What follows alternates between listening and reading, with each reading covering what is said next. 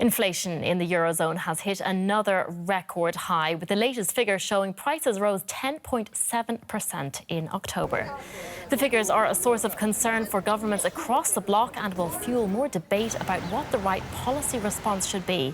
Last week, the European Central Bank raised its interest rate by 0.75% in an attempt to slow down price rises. Officials acknowledge this could increase the risk of recession, but say taming inflation needs to be the priority for now. Russia's continued war in Ukraine is the major driver of price rises, but other factors are also at play. For more on this, let's talk to Markus Will, senior economist at the University of St. Gallen in Switzerland. Markus, these latest numbers aren't exactly a massive shock, but they certainly indicate we'll be not out of the woods anytime soon. You've been following economic trends for many years. How bad is this crisis?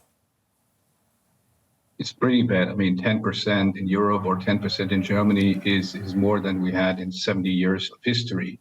But I do look at these figures with one eye. The other eye is more important. That is the debt figures. So a diversity, an increasing diversity of national inflation rates in Europe or in Eurozone would be bad and worse, but that doesn't happen.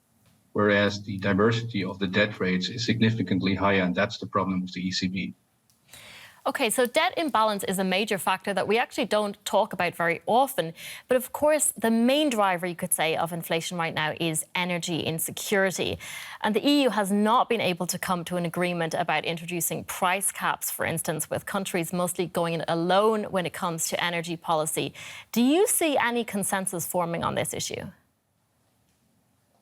No, not really, because energy is a supply factor and national economies not to deal with it, even though it should be dealt with in Europe. So we see the German situation with the Doppelbums of Chancellor Scholz. And as long as there is no common ground for an agreement in Europe, I do see that the national countries and governments will go ahead. The question, however, is whether we find a price cap, which it lets the signaling effect of the energy prices still work.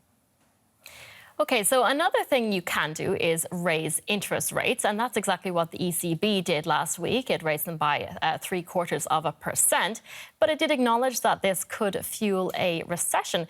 How effective do you think this policy has a potential to be?